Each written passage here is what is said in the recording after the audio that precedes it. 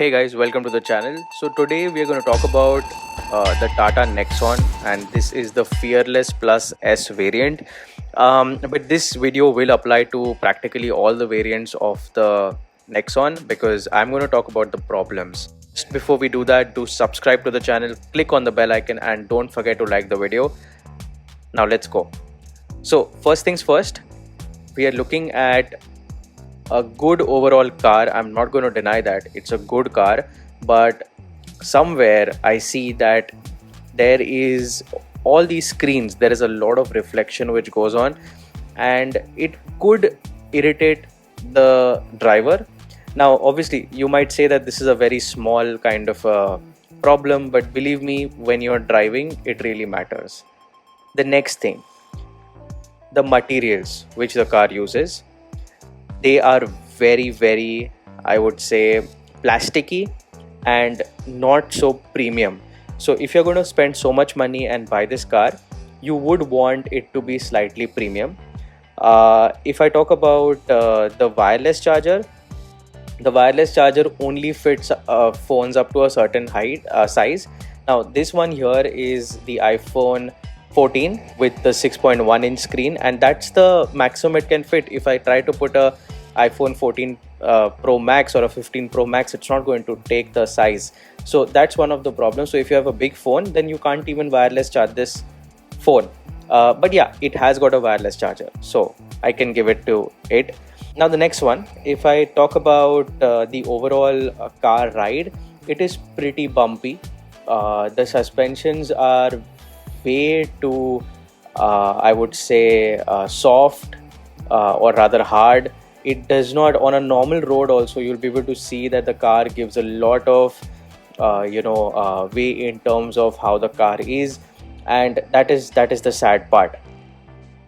Apart from that, if I talk about the center console, now this is a total touch kind of a console with, obviously, thankfully, the temperature and the fan of the air conditioning system to be manually operated, but otherwise everything is touch. So you might have mispresses, you might have buttons which you have to press twice or thrice to make them work, and it is kind of frustrating if you frankly ask me.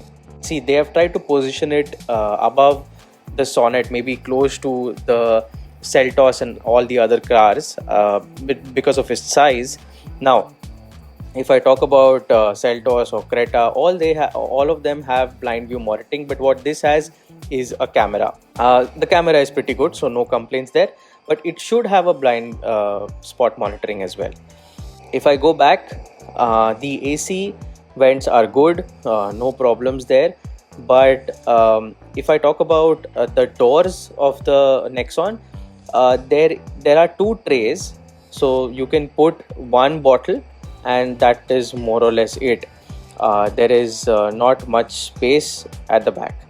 Okay, the other thing is that whenever you try to close the sunroof on the top, the sunroof cover only comes halfway, then you have to manually do it. So one is that, why is it coming even halfway? And if it is coming halfway, why can't it just come to the entire thing and shut it? So that's one thing. The third part is that, given the amount of less space which it has in the back seat, it also has a center a console under it. So rather not a console, but a center kind of a breaker, which is quite thick. So if there is a center passenger, they will not be able to sit properly, and also that the center passenger does not have a headrest. So that is one of the one another problem which is there. Now if I talk about the boot, obviously the higher models has an electric tailgate operation, which is nice. At this price point it's excellent, but overall if you see, the boot space is not that good.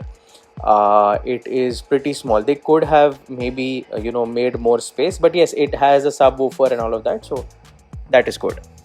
Now overall, this is the car. I think it is pretty interesting. I don't see much of an issue, but yes, at this price point I expected it to be slightly better. So these are my thoughts. Let me know down in the comment section if you have any kind of queries regarding this car or any other car. I'll be happy to help you, and as usual, thanks for watching.